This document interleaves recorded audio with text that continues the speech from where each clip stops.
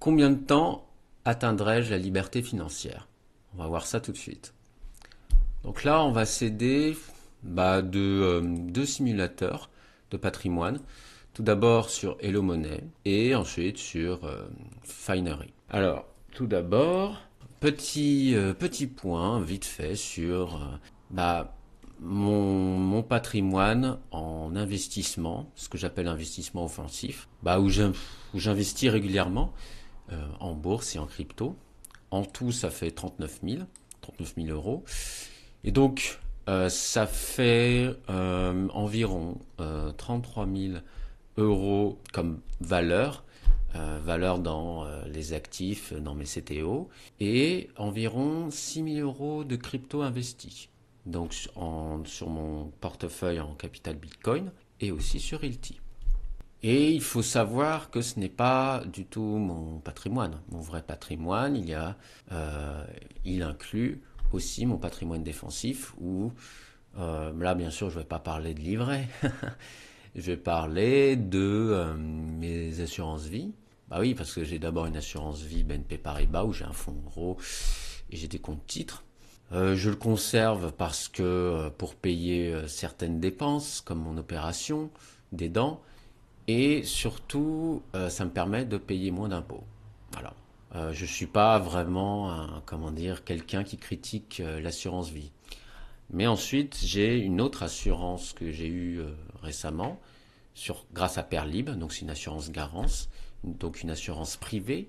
Donc on est, je dirais, mieux protégé par l'État, contrairement aux assurances des banques. Et donc cette assurance-là, je verse régulièrement de l'argent et le but c'est d'avoir un projet immobilier d'ici 5 ans. Voilà.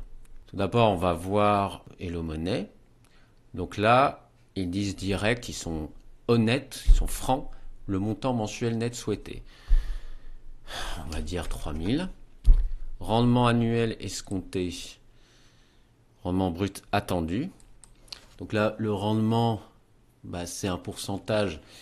C'est, on va dire, les dividendes qu'on vous verse, mais qui sont influencés par le cours de l'action, enfin des actions, la plus-value ou la moins-value. Donc là, on va mettre même 6,5 parce que j'ai mon portefeuille à croissance et j'ai la crypto. Taux d'imposition, malheureusement, c'est 30%, peut-être 36% à cause de l'autre ministre. Mon âge actuel, j'ai 31 ans. C'est vrai, je fais pas 31 ans, mais bon, ça c'est la génétique, ma gueule. Donc mon départ souhaité mon âge souhaité de départ à la retraite, bon, on va dire 45, et capitaux déjà disponibles, on va dire 110 000 euros. Donc là, on va voir. Donc avec une épargne mensuelle de 1631 euros. Donc avec une épargne mensuelle de 1631 euros, donc il faut que j'investisse cette somme. Après, il faut savoir que moi, j'investis en bourse et en crypto en tout 800 euros. Et plus ces versements, les versements de mon assurance, ça fait 2300 euros. Donc, si je continue à verser cette somme-là, ou même si je continue à augmenter mes revenus, peut-être que je pourrais atteindre ça. Mais voilà, il faut que je fasse beaucoup d'efforts et peut-être des sacrifices. Donc là, on va voir Finery. Donc Finery, je crois que c'est aussi, d'après ce que j'ai vu, comme Moning.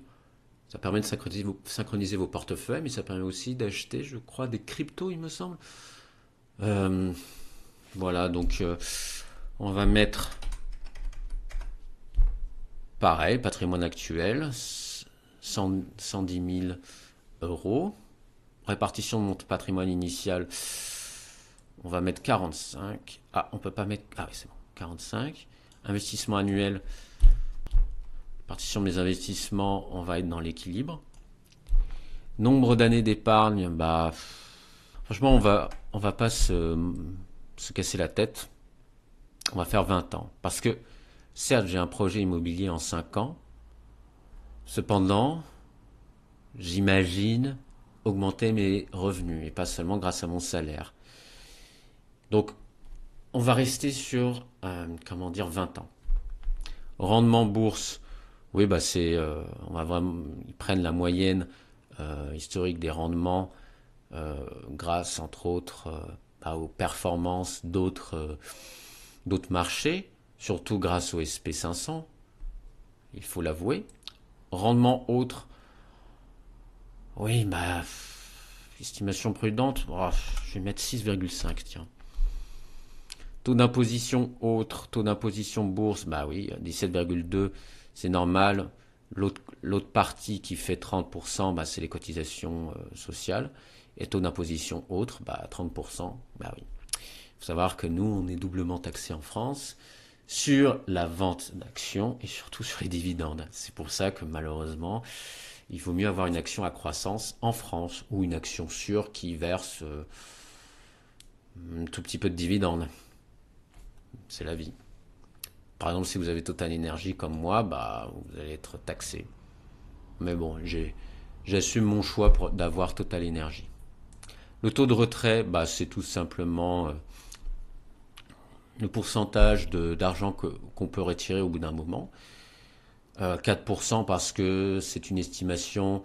Ça permet de voir que 4%, ça permet de pas du tout, comment dire, entacher la progression du portefeuille. Taux d'inflation, je suis très pessimiste, je suis plutôt même, pardon, pas plutôt pessimiste, mais assez pessimiste. Donc on va mettre 3,5, même si ça baisse, euh, bof quoi. Au bout de 20 ans, vous pouvez générer un revenu de 2 857 euros par mois pour un capital final de 857 215 euros. Bah écoutez, yop la boum quoi. Versement, oui, bah les intérêts que je peux avoir. C'est plutôt prudent ce que je fais.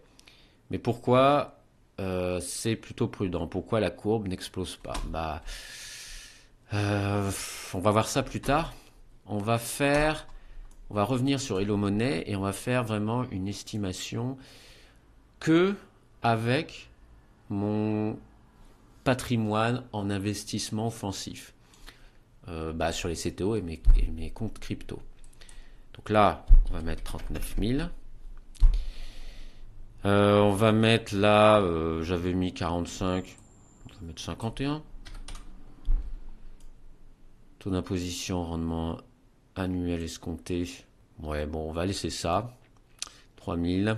On va voir. Qu'est-ce qu'il va me mettre? Une épargne mensuelle de 1873 euros. Tu auras après 20 ans un capital final de 814 000. Si tu as un taux, tu peux alors bénéficier d'une retraite de 3000 euros.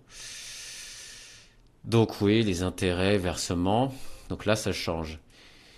Le truc qui change de manière générale, c'est le versement qu'on fait, qu'on envoie, et surtout l'année, le nombre d'années, parce que c'est les intérêts composés. Si vous êtes vraiment sur le long terme, à moins d'investir énormément, bah ça augmente de plus en plus exponentiellement.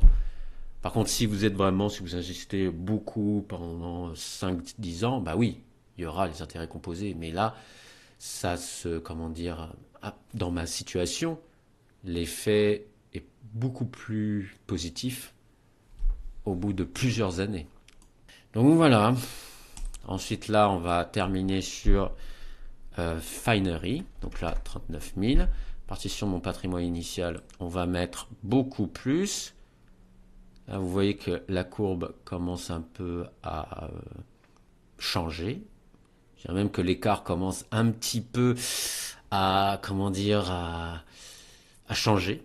Donc là, on va dire 86%. Investissement annuel. Bah là, on va faire un chiffre un peu plus rond. Imaginons qu'on fasse ça. Répartition de mes investissements. Là, on va tout niquer, quoi. Données d'épargne, rendement bourse, rendement autre, taux de retrait, taux d'inflation. Donc là, au bout de 20 ans, vous pouvez générer un revenu de 1630 euros brut par mois pour un capital final de 189 000 euros. Et donc là, c'est beaucoup plus, comment dire, la différence est plus marquée parce que répartition de patrimoine initial. La bourse est plus, plus actif. L'assurance vie, ce sont des fonds. Certes, il y a des actions, des ETF, mais c'est différent. Ce sont des produits créés par les assurances, alors banques ou privées. Donc c'est complètement différent. C'est plus, je dirais, subtil. Et donc là, on va même faire une autre estimation. Imaginons que je touche pas à mon argent. Donc 0 €, que j'ai pas de revenus. Et là, je peux avoir, oui, des intérêts perçus, des intérêts que je touche pas encore. Donc après, je pense que ça va être beaucoup plus exponentiel quand j'aurai 60 ans, quand je vais tout prendre, quand je vais utiliser une partie de mes dividendes. Mais bon, je sais pas, on verra bien. En fait, en conclusion, pour moi, pour ma part, il faut que j'augmente mes revenus. Et je pense malheureusement, pas seulement avec mon salaire. Il faut que je crée un business. Et YouTube peut être une porte d'entrée, mais il faut que je réfléchisse. Et donc en 2026, il faut que je réfléchisse à vraiment un revenu complémentaire qui permette ça. Parce que YouTube, ça peut être un revenu complémentaire, mais il faut s'armer de patience. Voilà, écoutez, c'est tout pour moi. N'hésitez pas à aimer cette vidéo, à laisser un commentaire, à enclencher la cloche de notification. N'hésitez pas à vous abonner. Et donc j'ai tout d'abord des liens Morning qui permettent de synchroniser vos portefeuilles, de repérer divers actifs, pas seulement liés à la bourse, mais aussi en crypto. J'ai aussi un lien Realty qui permet d'investir en immobilier grâce aux crypto-actifs. Voilà, c'était la chaîne Finance Scénique, la chaîne qui parle d'investissement, mais aussi de mode de vie. Puisque l'investissement, c'est pas seulement des chiffres, mais c'est aussi une manière de vivre. Voilà, écoutez, je vous souhaite une bonne journée. Ciao.